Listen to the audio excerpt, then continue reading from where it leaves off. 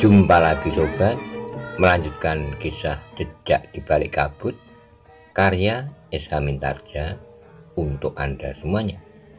Selamat menikmati, salam sejahtera dan bahagia untuk Anda sekeluarga. Salam budaya.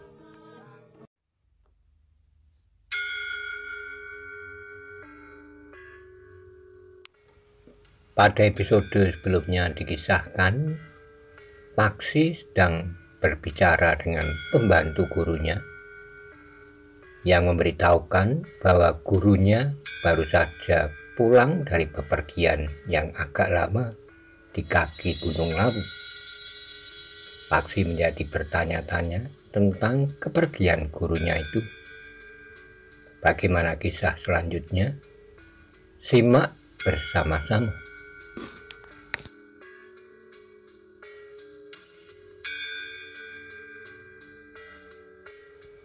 Tetapi bukankah paman dianggap memadai?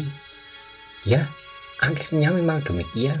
Tetapi sejak aku mewakili gurumu, ikatan perguruan ini semakin longgar.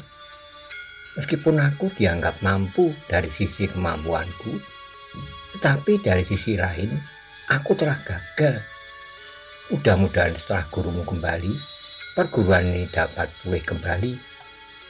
Mudah-mudahan paman. Tapi gurumulah yang menjadi kecewa. Kenapa? Demikian gurumu pulang, maka ia seakan-akan dihadapkan pada sebuah pengadilan yang dibuat oleh para perwira itu.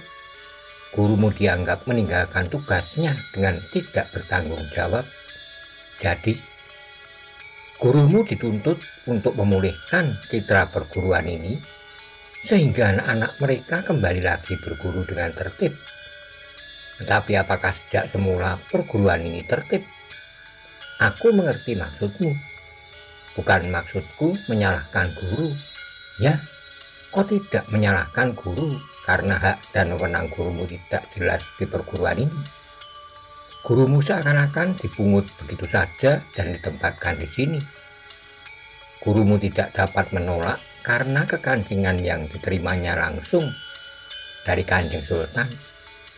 Perintah raja adalah keharusan untuk dijalankan. Namun perintah itu tidak dilengkapi dengan tertib pelaksanaannya, termasuk kewajiban mereka yang mengirimkan anaknya berguru di perguruan ini. Apakah hal seperti itu tidak sebaiknya mengalami perubahan sehingga segala sesuatunya dapat berjalan lebih wajar? Tentu. Cepat atau lambat, gurumu sudah memulai memikirkan jalan terbaik untuk melakukannya.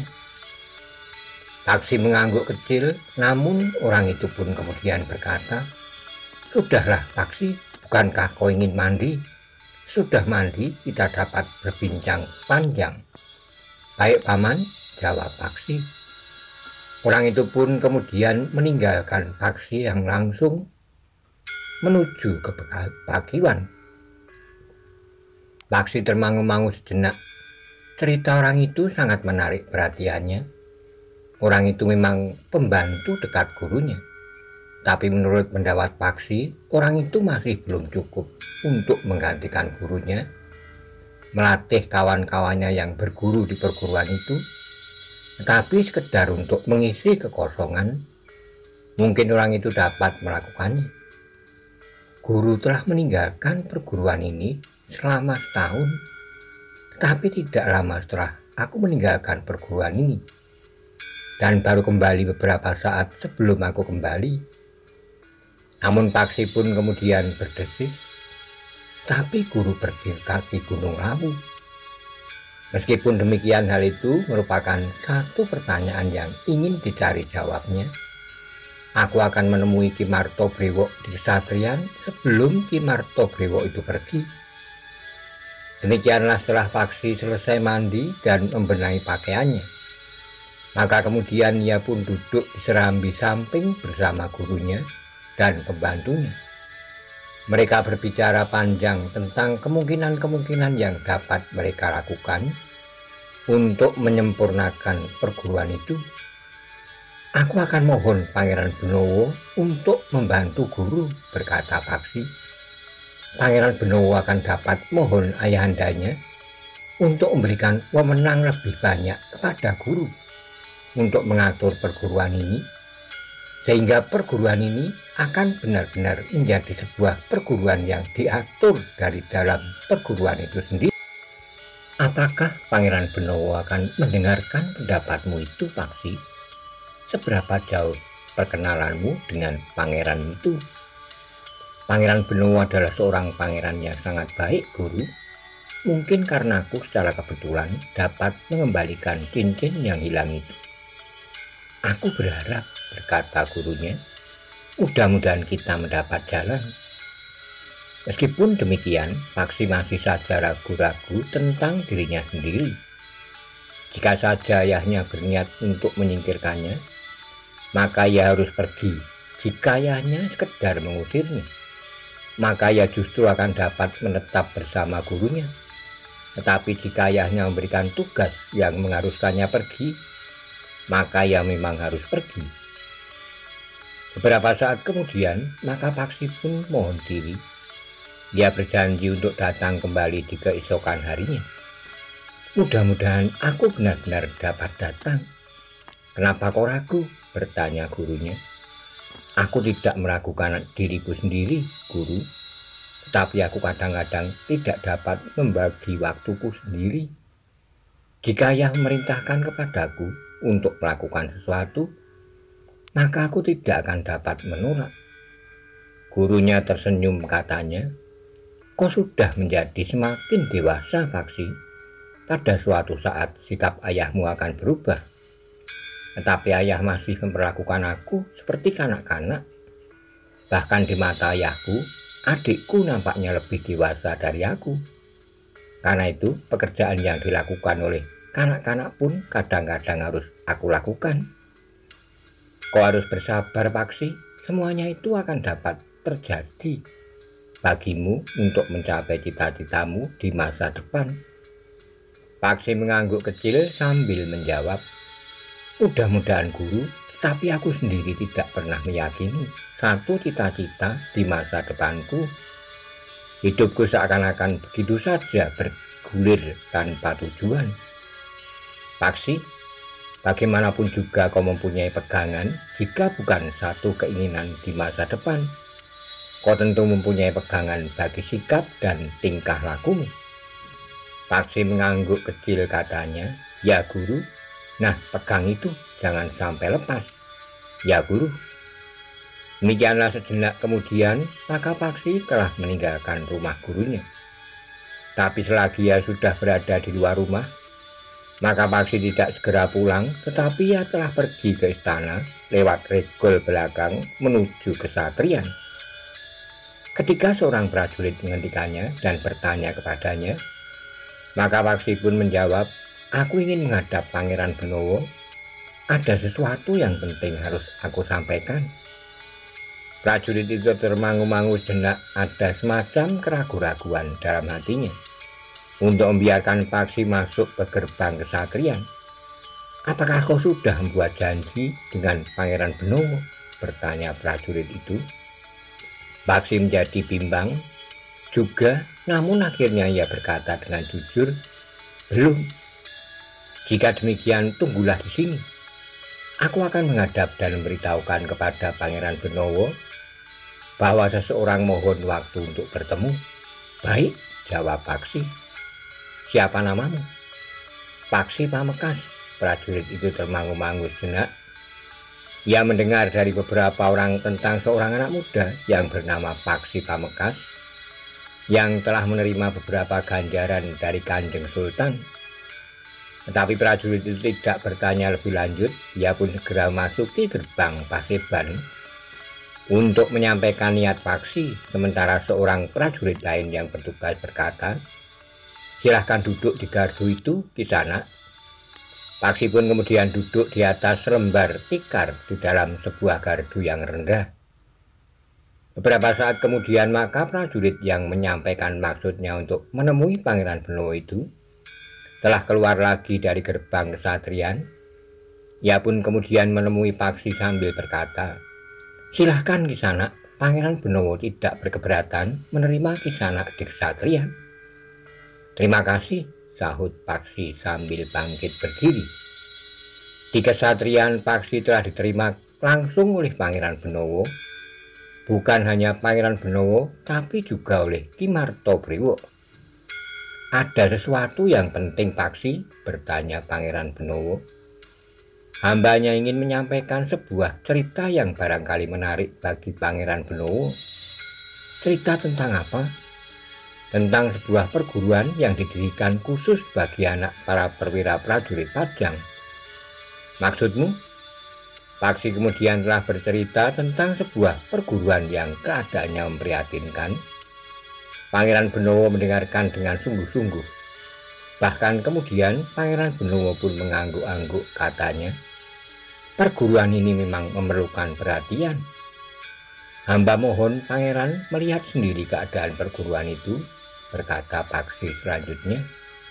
"Bukankah perguruan itu dipimpin oleh Ki Panengah?" "Ya, Pangeran. Perguruan itu memang dipimpin oleh Ki Panengah." "Baik, Paksi, aku akan menemui Ki Panengah. Aku tahu bahwa Ki Panengah adalah salah seorang yang berilmu tinggi. Aku akan mohon agar perguruan mendapat perhatian yang lebih besar. Juga mengenai tatanan yang berlaku, jika perguruan itu tidak mempunyai tatanan yang tegas, maka untuk selanjutnya perguruan itu tidak akan menjadi besar." "Aku mengerti, Paksi. Soalnya bagaimana mengatasi sikap para perwira yang mengirimkan anak-anaknya ke perguruan itu?" "Maksudmu?" "Pada umumnya murid-murid dari perguruan itu adalah anak para perwira prajurit Pajang.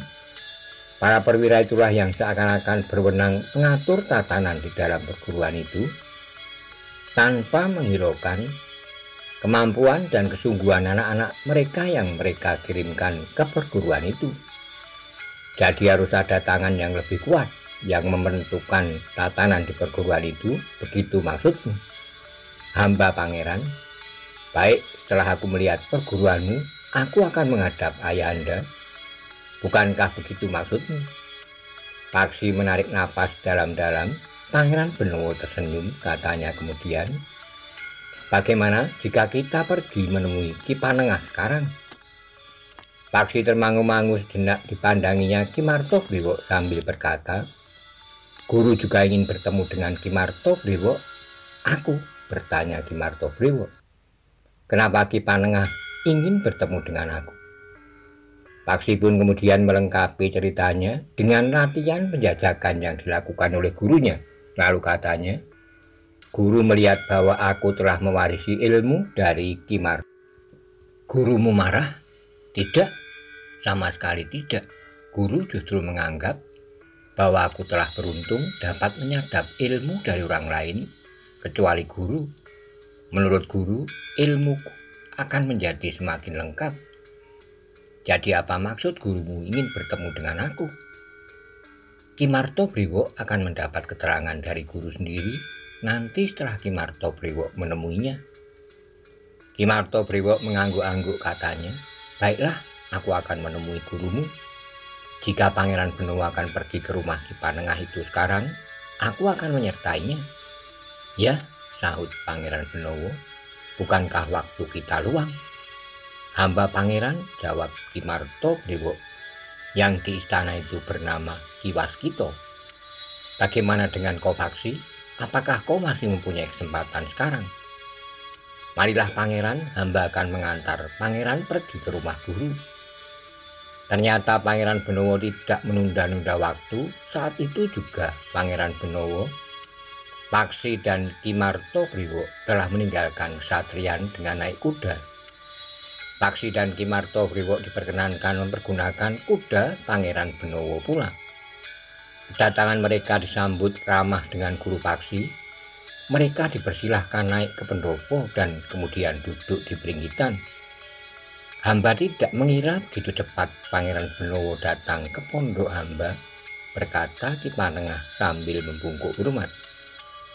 Pangeran Benowo tersenyum, katanya, "Paksi telah datang kepadaku. Ia telah menceritakan segala sesuatu tentang perguruan ini. serta latihan penjajakan yang dilakukan oleh Ki Panengah. Hanya sekedarnya, Pangeran. Karena itu aku telah datang kemari bersama dengan Ki Waskita yang juga kebetulan berada di kesatrian. Ki Panengah mengerutkan dahinya dengan ragu. Ia pun bertanya, menurut Paksi yang berada di kesatrian adalah Ki Martobrewo? Pangeran Benawa tertawa, katanya, Paksi memang mengenal Ki Waskita dengan Ki Martobrewo. Hamba mohon maaf Pangeran, desis Ki Panengah kepada Ki Martobrewo. Ki Panengah pun berkata, aku mohon maaf Ki Waskita.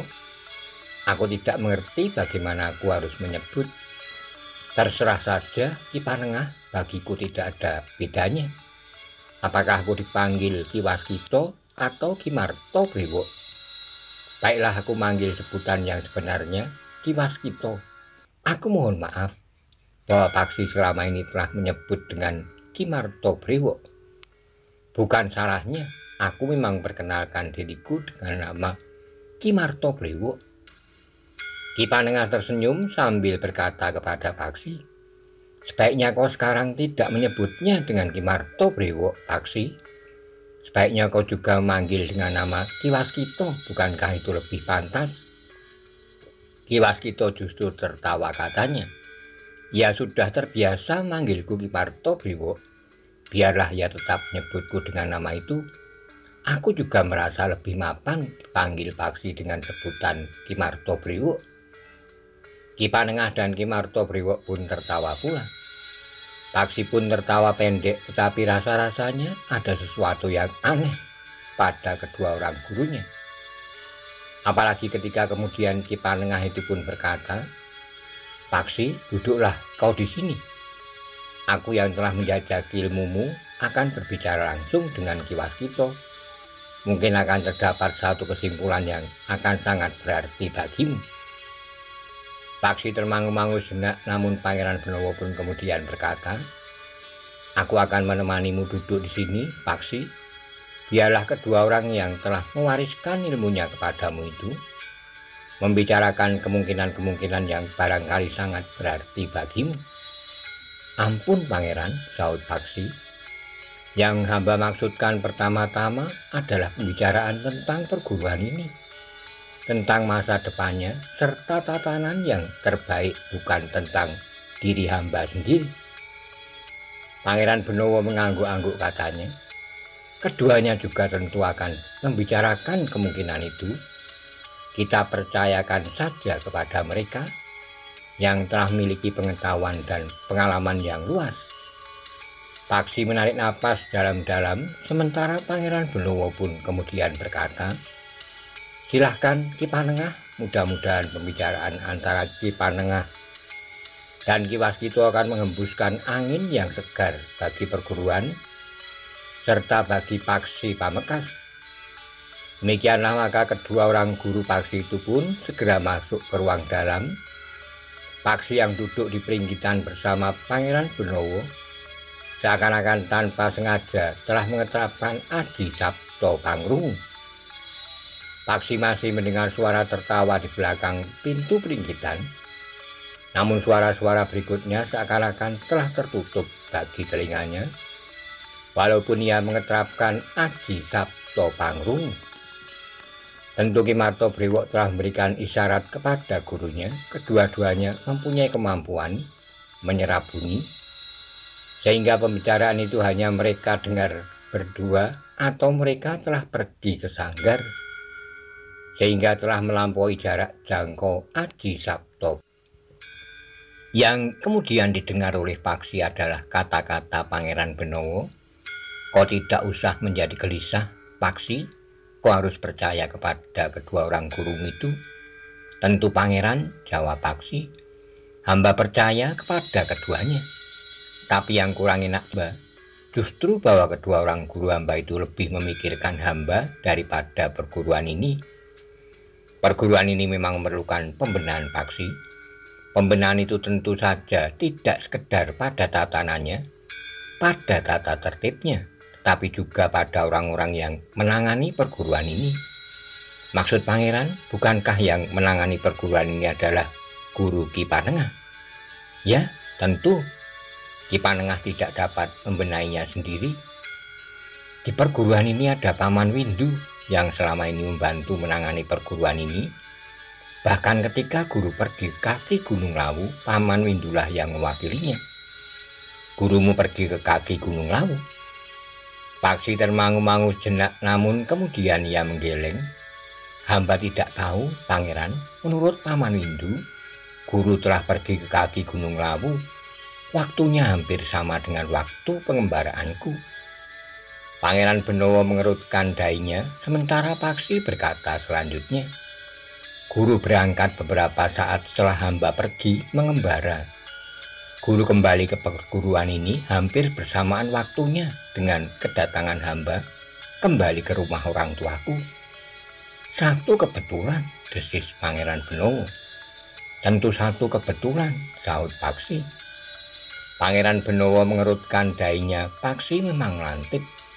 Agaknya Paksi menghubungkan kepergian gurunya dengan pengembaraannya. Sementara kedua gurunya berbicara di ruang dalam, maka Pangeran Benowo berbincang dengan Paksi tentang kemungkinan-kemungkinan bagi perguruan yang dipimpin oleh Ki Panengah itu. Kau benar, Paksi, tidak ada ikatan apa-apa di sini. Tapi kau juga benar bahwa ini bukan salah gurumu. Para perwira mengirimkan anak-anaknya berguru pada Ki Panengah terlalu banyak ikut campur. Mereka hanya mendengarkan pendapat anak-anak mereka yang ingin mendapat berbagai macam kemudahan. Anak-anak muda itu tidak dapat membedakan antara sekedar pergi berguru dengan usaha menguasai berbagai macam ilmu. Apakah itu ilmu pengetahuan atau kanuragan? Karena itu hamba datang menghadap pangeran. Baiklah, kita menunggu kesimpulan pembicaraan antara kedua orang gurumu itu. Hasilnya akan aku sampaikan kepada Ayahanda. Jika Ayahanda yang menentukan tatanan di perguruan ini, atau bahkan Ayahanda memerintahkan melepaskan perguruan ini untuk mengatur dirinya sendiri, maka segala sesuatunya akan berjalan lebih baik. Hamba pangeran, hamba sangat mengharapkan meskipun kata guru, segala sesuatunya tidak akan dapat dilakukan dengan serta-merta. Ya, tidak-tidaknya menunggu langkah yang akan diambil oleh Ayahanda, tetapi aku akan dapat mengusulkan arahnya. Paksi mengangguk-angguk sambil bergumam, hamba dan seluruh murid perguruan ini akan sangat berterima kasih, Pangeran. Perguruan ini tentu tidak akan menjadi sesepi ini. Sejak guru pergi, perguruan ini diserahkan kepada Paman Windu. Kemudian perguruan ini menjadi sepi. Ketika kemudian guru pulang, maka guru pun telah diadili oleh para perwira yang mengirimkan anak-anaknya berguru di sini. Karena gurumu pergi selama setahun. Ya, tetapi guru pun telah mengaku salah. Para perwira itu telah memerintahkan kepada guru untuk memperbaiki citra perguruan ini agar anak-anak mereka bersedia untuk berguru lagi. Nampaknya mulai permulaan bulan guru akan mulai lagi. Tetapi sebaiknya sekaligus perguruan ini mengeterapkan tatanan baru. Bukankah itu tergantung pada keputusan Kanjeng Sultan? Pangeran Benowo mengangguk-angguk. Ternyata pembicaraan antara kedua orang yang dianggap guru oleh Paksi itu tidak terlalu lama. Selagi Paksi dan Pangeran Benowo masih berbincang tentang perguruan itu, keduanya pun kemudian telah keluar dari ruang dalam. Demikian mereka duduk bersama Pangeran Benowo dan Paksi. Maka Pangeran Benowo pun bertanya, apakah sudah ditemukan satu kesimpulan? Rencana Ki Panengah sudah baik, Pangeran, jawab Ki Waskita. Demikian aku mendengar rencananya, maka aku pun segera menyetujuinya. Karena itu kami tidak memerlukan waktu yang panjang.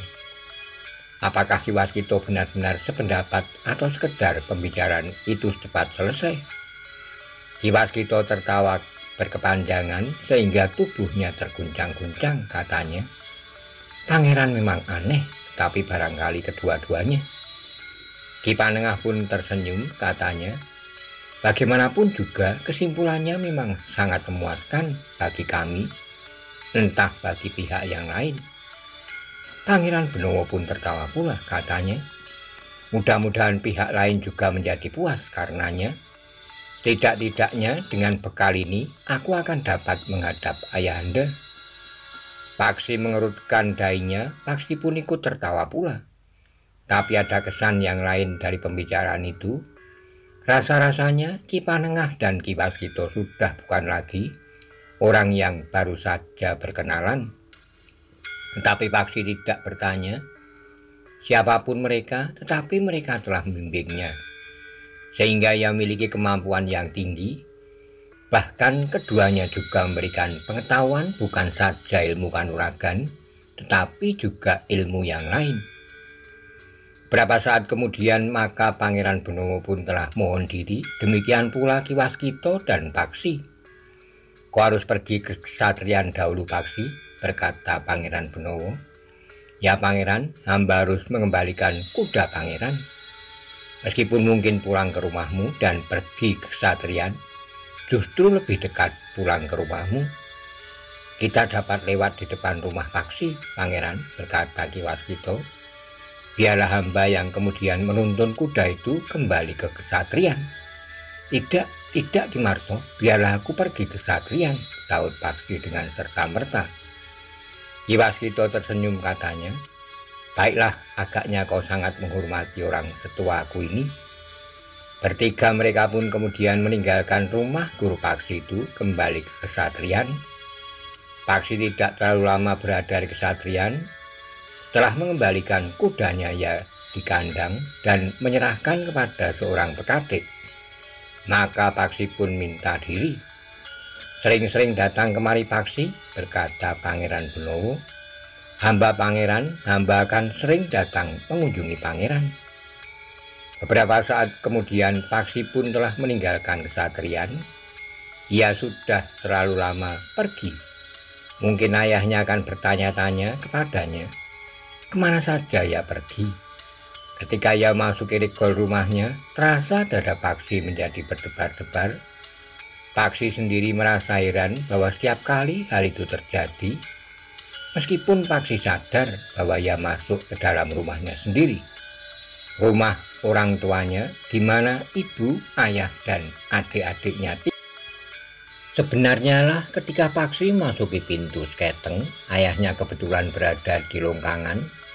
Demikian Paksi muncul, maka ayahnya segera membentaknya. Paksi, kemana saja kau selama ini? Kerjamu hanya berkeliaran saja ke sana kemari. Kenapa kau tidak menggunakan waktumu untuk melakukan sesuatu yang bermanfaat? Kau sudah menjadi semakin besar, semakin dewasa. Apakah kau masih saja bersikap seperti kanak-kanak yang kerjanya sekedar bermain di alun-alun atau pergi ke sungai, mengganggu gadis-gadis yang sedang mandi? Kau tidak boleh membanggakan dirimu sebagai anak seorang tumenggung, sehingga kau boleh berlaku apa saja di hadapan rakyat kecil. Paksi tidak memotong kata-kata ayahnya, dibiarkannya ayahnya membentak-bentak. Baru kemudian setelah ayahnya selesai, Paksi menyaut, Ayah, aku baru saja pergi menemui guru. Aku ingin kembali ke perguruan setelah hampir setahun aku meninggalkannya. Bermacam-macam pertanyaan harus aku jawab, bahkan guru juga ingin mendengar kisah pengembaraanku. Meskipun selama lebih dari setahun kau pergi, tidak ada artinya sama sekali bagi peningkatan ilmumu. Gurumu juga pergi setahun, ia begitu saja meninggalkan perguruan tanpa bertanggung jawab sama sekali. Guru baru akan mulai lagi. Gurumu adalah jenis orang yang sangat mementingkan diri sendiri. Bukankah ayah yang mengirimkan aku untuk berguru kepadanya bersama beberapa orang kawanku? Kau ingin menyalahkan aku? Tidak, ayah. Tapi sejak permulaan bulan depan, gurumu tidak akan dapat bermalas-malasan lagi.